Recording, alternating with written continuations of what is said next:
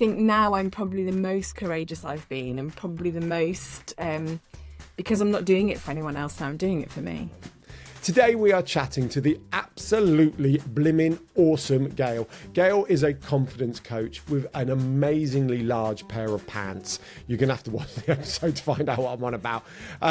Gayle, thank you so much. And if you are new here, please do like, subscribe, comment, get involved in any of the questions. And we thank you so much. Let's get going. Gayle, welcome along. Thank you so much. I've been told I'm not allowed to tell my story about your surname, so I'm not going to tell that story, but I am going to start at the very, very beginning. Put a message in the comments if you'd like me to tell that story. Gayle, let's start at the very beginning. What is it you're trying to achieve? Now, I feel I need a little bit more. I'm going to give you a bit of thinking time. That could be at work, in your business, that could be in your personal life. It could be it's all blended together. But what is it you're trying to achieve? It's a really interesting question because I'm just back from a 2 days, I'm not going to call it a retreat, but a courageous coaches gathering. And I was thinking about this because obviously I kind of guessed that might be your first question. At the moment, I'm on a bit of a, I'm not going to use the word journey because we don't like that. I'm on a bit of a road to being more courageous. So the whole reason I did it's Dare to Lead by Brené Brown. So if anybody is familiar with the work of Brené Brown, she's got a book called Dare to Lead, and it's all about stepping into your courage and being okay with vulnerability, and also it sits perfectly with my business, but also with me personally. So I'm on a real road to being more courageous because I know that when I push myself out of my comfort zone, that's where I learn and grow best. So that's where I'm at the moment, on this kind of road that's twisty and turny. And when I hear the words courageous coach and like not a retreat, but a retreat, I just think, like, were you like around a campfire circle, running around and burning things? Like that? That's what I was thinking. Like in Pitch Perfect. Like in Pitch Perfect 2. Is it 2? Yeah. No. So Paul did say this to me. He's like, "Are you going to be singing around the campfire?" And I was like, "Maybe if we are, I'm getting in my car and coming home." It was a beautiful wedding retreat in the middle of the Dorset countryside in an old farmhouse. So it felt like you could not have run that in a hotel. You just couldn't. The vibe just wouldn't have been right. So it was in, beautiful countryside, what is traditionally a wedding venue. So it's absolutely beautiful. I had this massive room, 4-poster bed, all to myself. Even the bath was purple. That is very cool. Had they done that on purpose, or was that coincidence? Well, when I was showed to my room, the lady that was facilitating it, she said, I said, "Oh my God, the bath's purple." She went, "Oh, it's as though I planned it." I was like, "No, you just could have left it there and gone, yes, Gayle, this was all planned for you." But no, it was beautiful. Extra tip for the customer service. Yeah, definitely. Ticking the box. Can I just say, I've never heard of Brené Brown until this week, when I think I've seen her name everywhere, on everything, mentioned by everyone. How have you not heard of Brené Brown? I don't know. Does she is her target audience more female? No? Okay. I don't think so, Because sometimes, that might mean your good friend to the show, Ricky Look, absolutely lives by Brené. Oh, okay. Perhaps it's that kind of, the thing when you crash, if you're looking at the tree, you hit the tree. Perhaps it's a bit like that this week, where Brené Brown's a bit more topical, so I'm now seeing it everywhere. But although her name might have been there forever. So I'm interested, Gayle, because you went to a confident coaches session. Yeah. But you work in confidence as well, don't you? So how does that lie? I mean, are you not confident? Or you've said that you are trying to be better in terms of that sphere for you. What makes you less confident? God, it's a great question, isn't it? So I don't think any of us are confident all the time. I think it's a bit like a roller coaster. No. Alan, that was your perfect opportunity to talk about the Funpreneurs Day Out. I kind of led you into that one, right? But it is like a roller coaster. Funpreneurs Big Day Out, July 11th. See, there you go. I'll line them up. You can knock them down. I like a roller coaster, isn't it? So you start at the top, you're feeling really confident, then suddenly something comes along and smacks you in the face, and you're going back down on that roller coaster. And there are some situations for me where I don't always feel confident. It could be anything as well, from sometimes if you're on holiday, Paul might go to the bar, and I'll go, "Oh God, no, we don't want to do that." And he's like, "Really?" To situations that maybe I don't want to go to because I'm not going to know anybody, or is all the stuff that everybody feels. But if I'm talking about confidence and doing it, I've got to do some work on my own confidence as well. And Sure. the Brené Brown thing appealed to me because it was about courage. And she talks about you can't get to courage without being vulnerable, but I believe you can't get to confidence without having courage. So I think that you've got to step into your courage to feel confident. I think that the courage bit comes before the confidence piece. I love that. I love that. Alan, I feel like today, I'm going to say for the benefit of our listeners, before we hit record, Gayle and I were in stitches because Alan had to go and have a word with himself. You had to walk off screen, give yourself a little slap around the but cheek. what have I and go. done for you to bring that up now? I was quite happy listening. But sometimes you look really, really, really pensive, like you're about to crack 'cause into I'm a question. listening. And then I open the Yeah, question. but what I like about topics like we're on now with Gayle is I like to think about it, and then in a moment I'll come up with something and hijack the podcast episode like I do. Even my dad told me off for hijacking one of the podcast Elsie Moore's podcast episode. He said, "Was that Elsie's episode or your episode, Alan?" I was like, "What do you mean mine? Wasn't that at Christmas?" He went, "Exactly." So yeah, thanks, Told off Dad. by his dad. Feedback from my dad. Look, I find the whole confidence, courage thing. And I was thinking about Emily's question to you going on this retreat. You know, that's your world. Why? But it's like everything, isn't it? There is no. It's like happiness is not a destination. It's the journey. It's like all of these things. It's continuously going. And if it is in your subject matter and what you work with other people on or support other people, or we try not to say the help other people, but there's still, like a bit like retreat, there's no right word. Why would you not be going on it to increase your skill, your knowledge, your understanding and everything else? Surely, yeah? Yeah, and for me, right, I love learning. So my background I've always loved learning. My background's learning and development before I set up my business. And for me, again, the learning is not about the outcome. Oh God, I can't get away from this journey road. It's about the adventure. We say adventure. Adventure. It's about the as an adventure. Yeah. And kind of what you learn about yourself along the way. And the reason that I originally did the Brené Brown Dare to Lead for coaches, which is the person that runs it has been trained by Brené Brown herself. And she went over to Texas and spent some time to get, the facilitation and everything, which I thought was incredible that she'd actually spent all this time with her. And I'm not a fangirl of Brené Brown, but I love the premise of her work. But I learn when things are take a longer time because I've got time to put it into practice. I've got time to make changes, do things and go, "Oh, that didn't work very well. I'll retry this." So, and I think if I'm not learning and growing, then my clients aren't either, and my business isn't either. So the learning thing for me, learning about myself, is really, really important for me. Really important because I think I can only be a courageous, better version of myself if I continue to learn. And I don't think there's ever an end to that. There is never an end to it, and this is something we really sort of live by as well. Is that there's no such thing as a ceiling to how much information you can have in your head, and it can only make you better. I mean, sometimes I feel like my head is at capacity, but I think that's a separate conversation. I saw another really good post yesterday. It wasn't about confidence or courage, but it was about that it's never too late. And I think it was about a woman on LinkedIn. She was just celebrating her 50th birthday. And it really bugs me. I can't think of her name right now, so it'll put that in the notes at the end as well. But it was about the fact that actually more business owners, it said when they start their businesses in their late 40s than someone in their early 20s. It was about the fact that they have more IPO at the end of it. They have this, they have that. And basically all the things that happen when you're later on in life, and if you just give it that chance to have a go. And I think some people get to that point where they are, they've done their formal learning, they've done this, and that's all they do to kind of, they become not stagnant, but they plateau there. And I think it's really important for us all, if we are aspiring to do better or have bigger dreams, whatever they are for you, insert whatever that goal is, we have to accept that learning is part of that journey. That adventure as well. And I don't read as many books. I have a degree in English, but that cut my love of reading doing that. So I don't tend to read as many books, but I'm always reading information on the internet. I'm always listening. I love a podcast. I do absorb a lot of information on a daily basis, and also the conversations that we all have. I love that the best, because I could probably know more about Brené from just talking to you than actually reading her book. Can we just go back to Brené? So you went on a Brené Brown retreat and she wasn't there? No. So you're mixing. So the person that has facilitated the course that I went on last year has done the has been trained by Brené to deliver the work. Yeah. Right. So okay. she's like an accredited facilitator. I think there's only I'm just thinking Brené's living the dream then.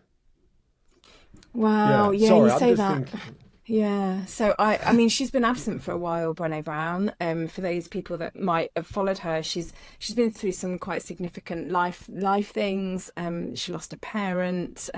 She's always reevaluating and learning, and sometimes she doesn't always get it right. So she's been quite absent for a while because she has a podcast and newsletter, and she's launching something now that's all about being awkward, brave, and kind, which I really like that as well. I like that. But isn't that a great testament to her, though? We need to talk about Gayle we will in be a talking about Gayle, moment. but it's a good learning for anyone in business as well. Is that she's built up such a legacy that yes, she's not present at the moment, and things are going on, and it just shows that it happens to anybody, and big stuff, chunky stuff, heavy stuff happens that we get bogged down by that, and that's okay, and to give yourself time and space to deal with that, and hopefully she is, but also it's the fact that she's built such a legacy of advocates and supporters and people who champion her message. That's the it. Point, it's building isn't that it? audience that actually she can step her foot, take her foot off the gas, and that message is still rolling out even in this podcast right now. And Alan didn't even know who she was. Well, no, I'll obviously go down a wormhole after this to find out more, but excited now. Right, Gayle, let's bring it back to you if that's okay. Of course. So you're a confidence coach. Where's this come from, right? So I like to go back to the beginning. That's what I like to do. Not birth today. Not birth today. Not today. Whatever. Let's we did that with it's about Gayle. We did that with Imogen Tingay. Like, when I was born, we're going that far back, are we? Yeah, but it was relevant. It's a long time ago. Relevant. Yeah, it's a long time ago. Tell us about it. Where's right? So. I think you just said your kind of career was in L&D, learning and development. Have you always done that? Was that the desire from a young age? What was the adventure to get to where you are now, and why? Okay. Obviously in there as well. Yeah. So my career background is in retail. So Emily, to your point about degrees, I've got a retail management degree, and it didn't teach me how to run a store or how to manage people. I failed fast and learned at the time, doing it on the job. And so as I did various retail roles out of uni, I'd always worked in I know we talked about the Skegness Pier Burger Bar way before we started recording, but actually I also worked in a gift shop, and I loved it. I just loved chatting with people, and I loved doing the displays and all of that. God, that's going back a long time, when I had like curly hair and all of that kind of thing. And then a close-knit perm. Oh, absolutely, yeah. And actually I got into trouble with my dancing teacher for that close-knit perm, because I was always the girl that had ringlets, so I could play the girl in most of the things at the dancing school. And then when I had a perm, she selected me to play boys instead, so clearly I made a mistake with my perm at that point. Which didn't bother me too much. So when I did my degree, I then went off and did various different retail positions. And my final retail position, I ended up at Monsoon Accessorize, which I loved. And I did a resite of the store. I actually managed the Chichester store. And it was a really small store. I think I had like 18 members, and it was something like really small, like a 600,000 turnover store. It was tiny. And if anyone's listening from Chichester, you'll remember it was by the Cross. It was really small. I think it was also haunted. And then Monsoon bought some Dixon's stores. Anybody remember Dixon's? They were on the high street. Yeah. They bought your something brother like worked Dixon's. Well, they bought something like 10 of the stores, and they bought the one in Chichester. And so suddenly I was the manager of the store there, and I suddenly now got 53 team members, I think, at the height of it, like the first Christmas, and it was a top 20 turnover store. So I'd made that big change.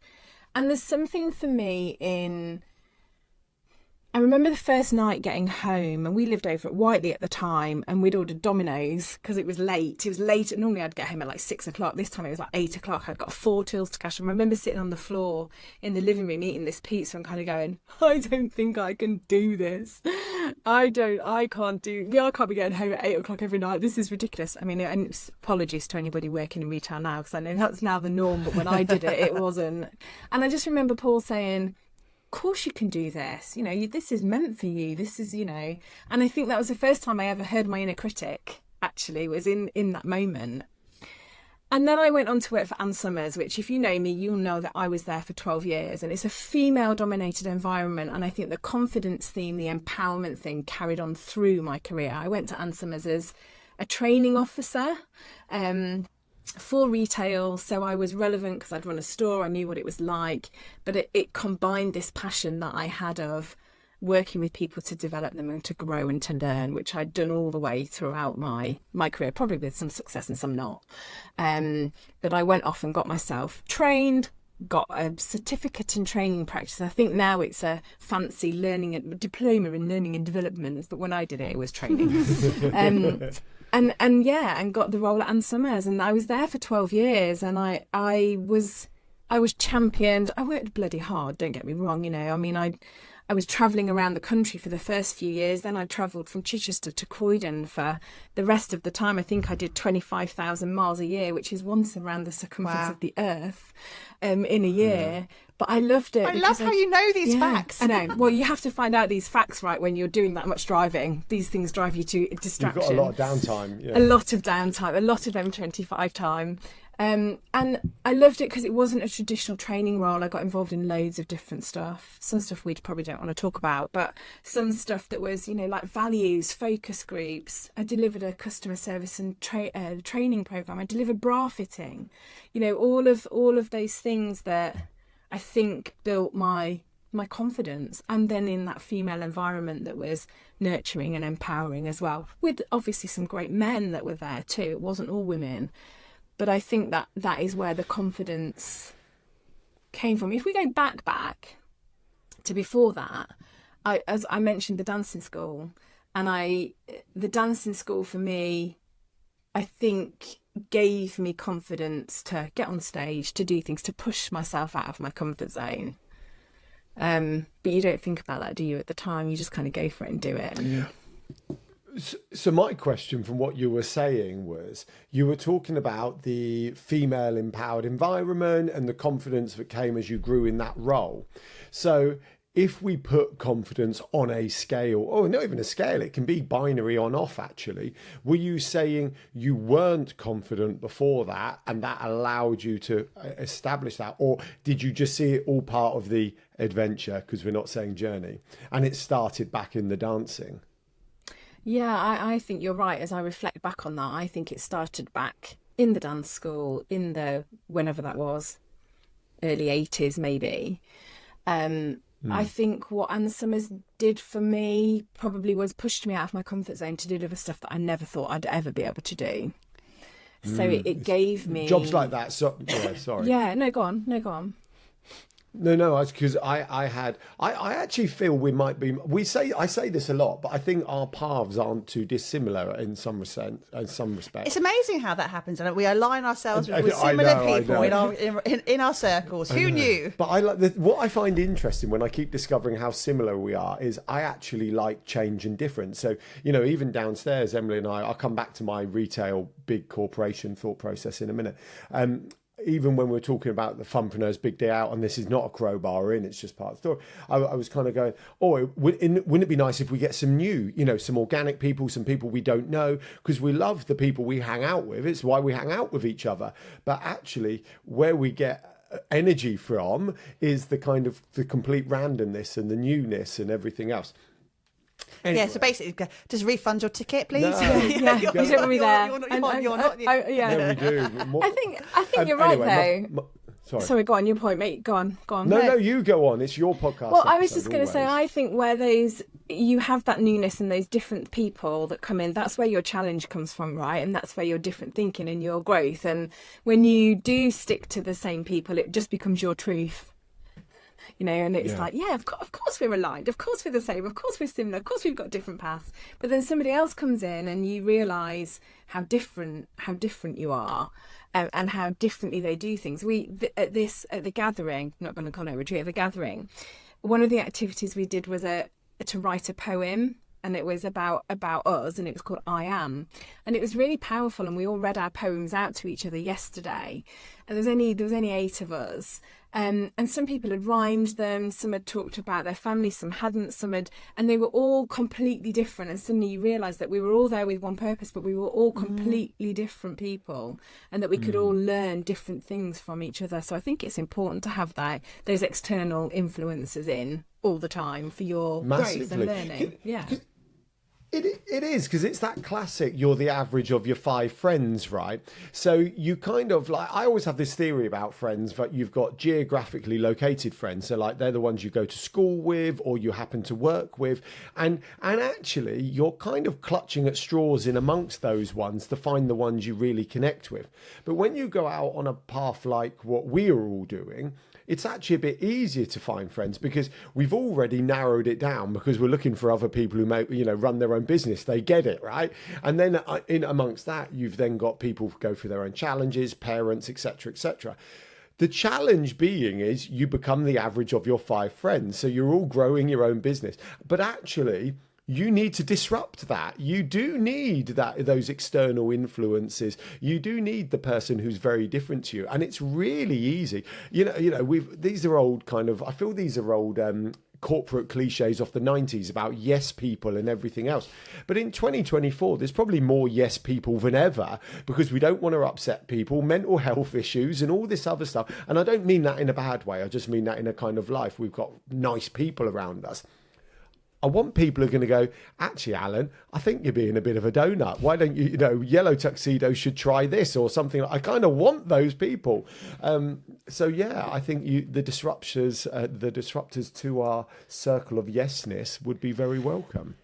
So you spent 12 years at Ann Summers. Pretty much, yeah. And for someone like you, how did you, with everything Anna's just said, and you've just been alluding to there as well, in terms of that difference, was that an okay 12 years? That's quite a long period of time to be in one particular position. Or was it the fact that the type of position you were in gave you that variety that you crave as well?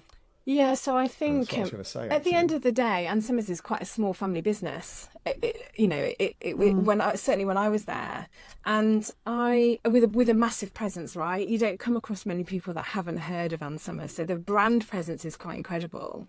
And I think that it was a long time, and I don't think I ever saw myself being there for that long. But I think that my role definitely changed and moved and shifted.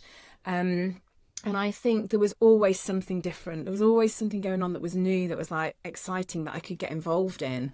And I think towards the end, what happened for me, this is not a reflection on them, but I think I probably outgrew the roles. I think I'd got to that point that actually I want something a bit different. I'm not quite sure what that is. Yeah. But I'm not sure my place here is quite right anymore for whatever reason.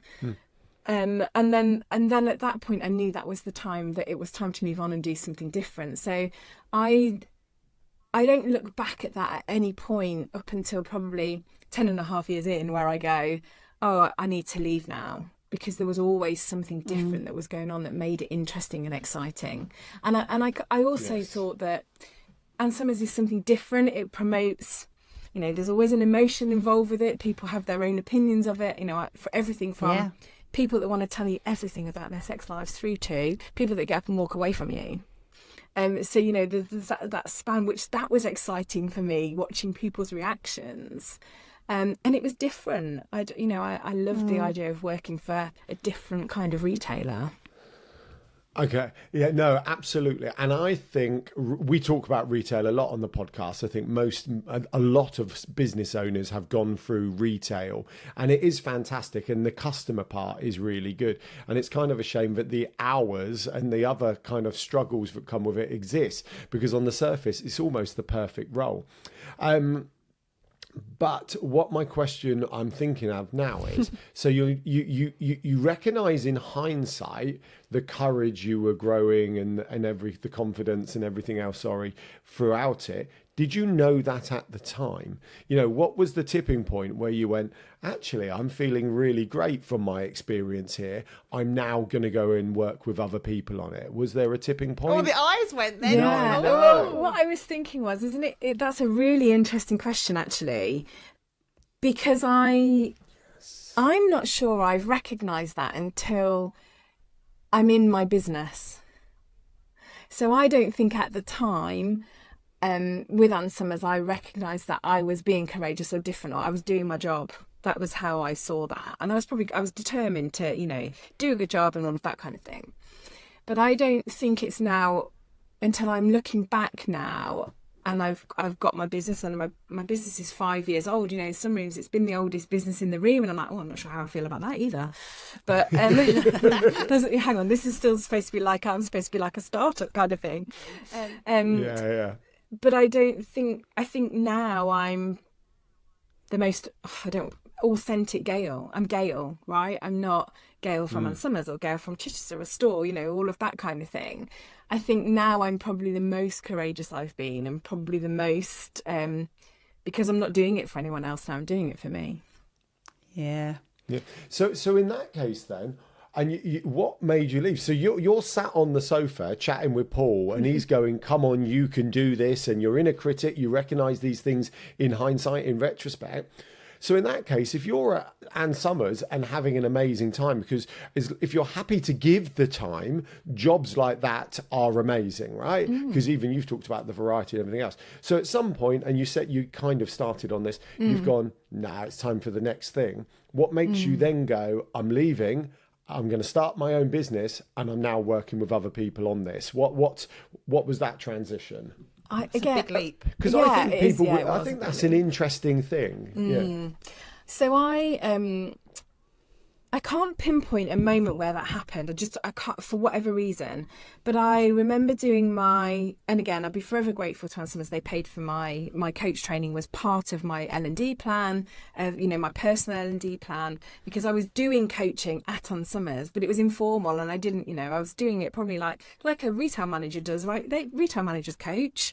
It's just not the way coaching is done, in the way you would do it if you've done a qualification. But we all coach, and I loved it. I was running a coaching workshop for people at head office and for retail as well, and I loved the impact that coaching could make. So I think when I was doing my coach training, I remember thinking, maybe there's something in this. Maybe I could run my own business. Oh no, that feels a bit scary. Well, I'm not sure about that. And then as I started to fall out of love with the role at Ann Summers, not Ann Summers as a brand, but kind of where I was at, and what the expectation of the business was versus what I kind of wanted, where I wanted to be. I didn't want to go and start all over again to build up a reputation. I was mid-40s, Emily, to use your point there. I didn't want to go all again to build up a reputation for someone else. It's like, I could do this for myself, so let's see what that might look like. And that's kind of then when it started to happen. But again, I was really grateful that with Ann Summers, I did a contracting role for them for a few months up until COVID came and retail was furloughed, and we all know what happened there. And I did a couple of days a week for them, not in my old role, but doing some coaching with some senior leaders and some, people some managers in the business, which was great because that gave me a great starter for my business. Can you remember your very first coaching client outside of Ann Summers? Yes, I can. And this amuses me. So when you're starting a business, you hear lots about, you must niche, and you must find your niche, and you must do this, and you must do that. Picture what your niche looks like. So I was like, I'm going to work with women, and it's about confidence. And my first client was a man. Which was brilliant. And I remember him saying, I remember him saying, I'd love to. It was about confidence, so that was good. And I remember the Friday morning that he messaged to say, I'd love to work with you. Paul and I went down the pub, and I think we drank the profits from that contract, because we were like, yes, I've got a first client. I also have reflected lots on that client and thought, 5 years on, what a different experience he would have now, what a different coach I am now to what I was 5 years ago. So actually, I've got some questions on that because I think we don't know any business who's not gone through that kind of evolution, right? Like, are they doing the same thing now as back then? I remember James Gibbons, actually, he won't mind me telling this. He was one of our first ever clients, right? And I think I ran we did a keyword session for him. We were still trying to work out what we were doing. We still now talk about keywords, but you wouldn't have it by itself. And I remember thinking now, back then, going, how different his session would be. At the time, it was right. So, okay, all right, I've got a couple of questions around niching and ideal clienting because I've got a little bit of vomit in my mouth when I say those words. Sorry, they don't see. No, we do. Positive spin it. Positive spin it. It works they're for right. some. They're right. It works for some, not for others. Yeah. Do you regret taking his money? Was it because because other people have said they've had I'm not saying you said it was a bad client, by the way, but other people have had a bad client. The first thing is, were they your ideal client? No. That's why they were a bad client then. So that's kind of my first question in that kind of whole thing. And the other part, I think, is about the evolution of the business. How would it now be different? I'm curious because I think all businesses go through this. So, how would it be different? The first, was he a bad client? Absolutely not. He was great. He was a great first client. And yes, he was out of what I had thought my niche was.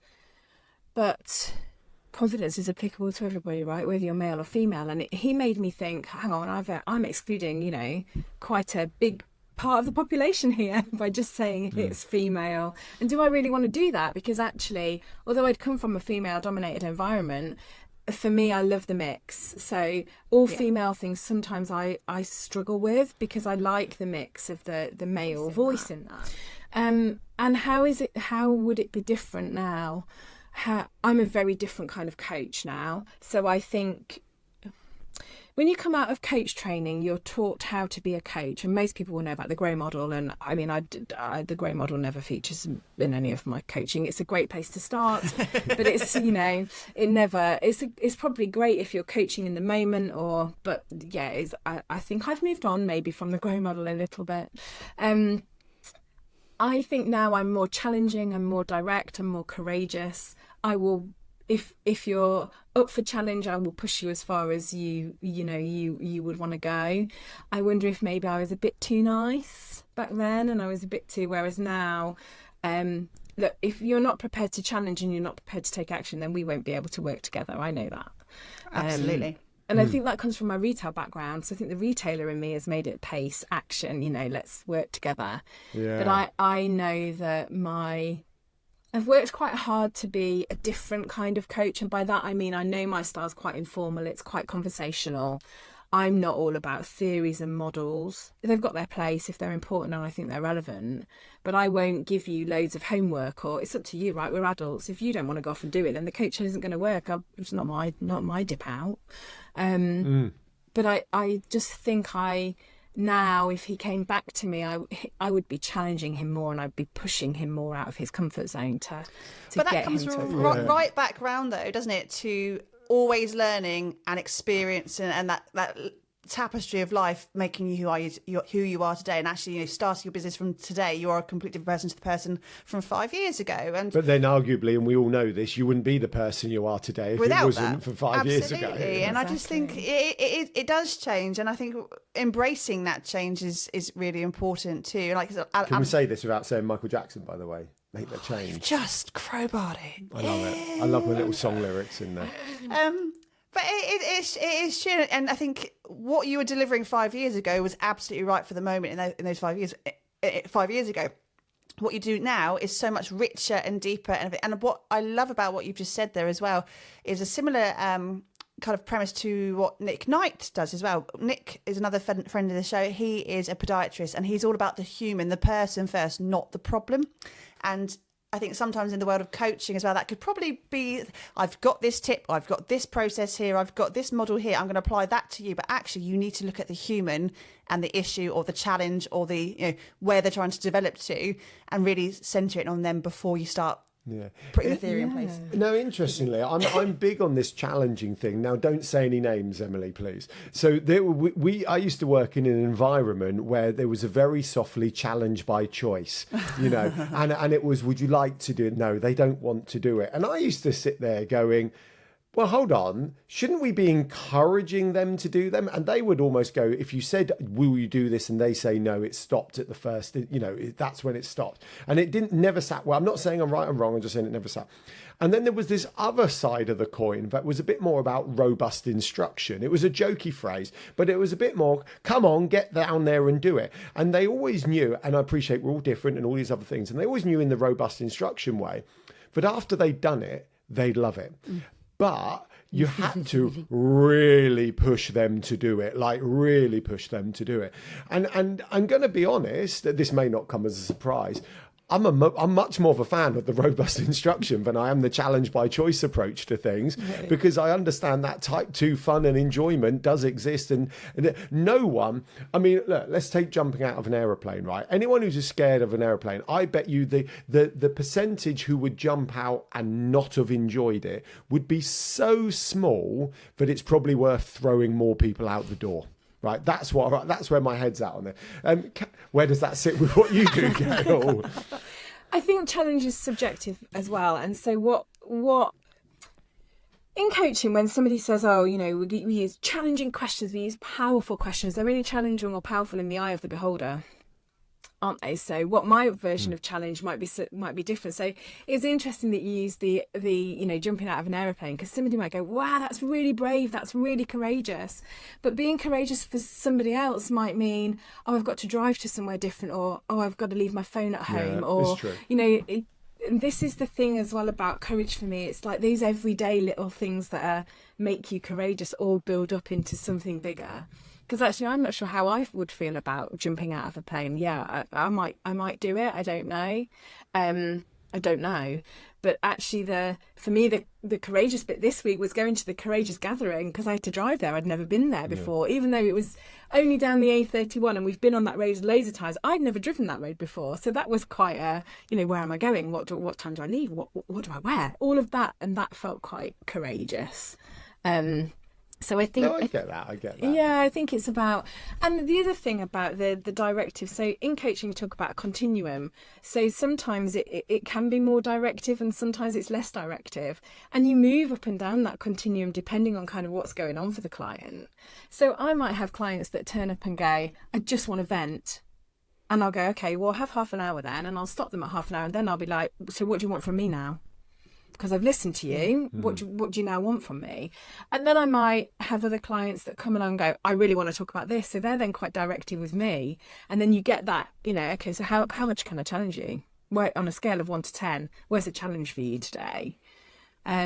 And then some clients, you end up challenging them, and maybe sometimes you realise, have I done that a bit too far? Because now you can start to see that you can feel the heat rising a little bit, and you can see them welling up, and that's not always an upset thing. That's a frustration or a frustration. Absolutely. Yeah. So sometimes it's about you as a coach not looking and listening for those non-verbal signs that, like, how ready for challenge are they, and what does that challenge look like?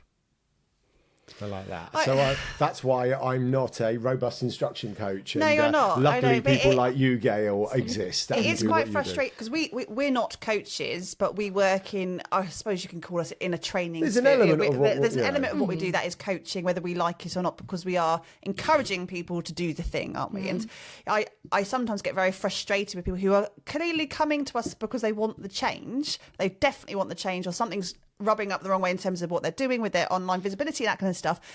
And I'm sitting there, it's really frustrating. I'm like, just do the thing. And I suppose that's do the thing. Just do the thing. That was someone else had a post about do the thing. But it's the ones who pay you the money but don't want to hear what you've got to say, because it is that element of challenge, or the unfortunate, this is not what you want to hear, but this is what's going to move it for you, unfortunately. Do that thing. They don't always want to hear it. So I always love hearing from coaches who you have that middle ground there, where you are slowly coaching them back into that thought process of allowing challenge and change to kind of becoming what they do. Because it is, we forget as well, I'm not saying we're fortunate, but we are those characters who are quite large and quite excited by different. I'm not. Or large. Yeah. I'm sorry. It was the character part. Damn. It's easy for someone who likes change and who likes to do new things to say, well, why are they not doing that? And actually, that's when you realise the spectrum of the human population and how, as you just said, getting in your car and putting your key in the ignition and at least turning the engine on is a big thing for so many people. So, Gayle, you just shut my sentence down. I didn't mean to. Apologies. Okay, Sorry. move I on. didn't mean to shut you down. No. It was right, Gayle. We need to wrap up slowly. That's all I was doing. Apologies. We could be here forever otherwise. But We could, absolutely. no, I know. It is one of those. I mean, Emily picked me up for being a bit flat at the beginning. I'm certainly not feeling it now. Thanks, Gayle. Thanks, Gayle. You're welcome. Well, then we find out. That's my pre-end question point. Is I love this. Like I love learning. I love change. I like different things. So when we're having these conversations, it's amazing, because I love hearing and taking it on board. And we always say this. It's a bit like you I don't think you did your story justice about the post you read the other day about the 40-year-old and 50-year-olds. So you need to find it. Well, we're not going to tell it now, but we will find it. And my point being is we look at this very tiny kind of high level influences, but actually the amount of amazingness, expertise, specialism and experience and everything else at our level is mind-blowing, right? Yeah. And we love what we do because we pick up all these bits of information from everyone, which then I guess does kind of segue into the last question, Gayle, which was, thank you for your time today, but what we want to know also is if you were going to go back to your younger self, whether it be on Skeggy Pier, at dance class, or wherever you choose, what are you saying to your younger self, please? I feel like I want to say, pull up your big pants and go off and, just do it. It's taken 40 minutes. I know. And I was sat here just thinking, I haven't mentioned big pants. Oh my God. And that is it. It's about, you have to take the opportunities. And for me, there's a bit of, and this is maybe only recently, but if I could go back now, I'd be like, don't see things as failures, see them as actually it's always an opportunity for learning. And I've had to really reframe that, working for myself. So that is the thing. It's pull up your big pants, go and do it, because you'll learn either way. I love it. I didn't even think you were going to say that, but I absolutely love that. And we love your big pants as well. For anyone listening, not watching this, there's a big giant pair of purple pants behind Gayle's head. And for anyone who's watching, not listening, feel free to hold them up, Gayle, and show us your massive Hold on. pants. I have to move back. Hang on. She's attached.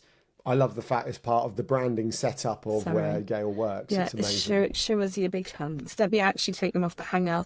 You'd have to keep your pants nice, don't you? There you go. There's the big pants. You do. You do. Yeah. Lovingly made by my Love mum. them. So thanks, Mum. Always give the credit to give She's a keeper. deserve it. Keep her then. Totally, yes. I mean, my pants aren't that ironed. They get. I thought you were going to say my well, mum's you pants know, aren't that big. I was like, that's a bit rude. Should always keep them ironed because you never know when you might need them, Emily. I know. It's the same thing as if I was hit by a bus and they had to cut my clothes open, I'd have definitely mismatching bra and pants every time. I know we're finishing up, but we had that conversation at Scouts last night. We were discussing what equipment we needed from orienteering, and someone said jokingly pants. So I turned it into a conversation around, well, actually, going commando isn't always good when you're doing running because sweat and everything else. Goodness me. And then that evolved into a conversation about you've always got pants on. What if you have an accident and the ambulance brigade come? Ambulance brigade? Are they even called that anymore? Ambulance brigade. Gayle, They are now. I know. Oh my goodness. Perhaps I am having a moment still. Gayle, we love you. We think you're fantastic. Thank you so much for joining us on Digital Circus Live, and thank you all for not live. Oh my goodness! I'm going to run away with my pineapple, and I'm going on a retreat because I think I need it. Too many brands. Yeah. Thank you, everyone. See you next time, guys.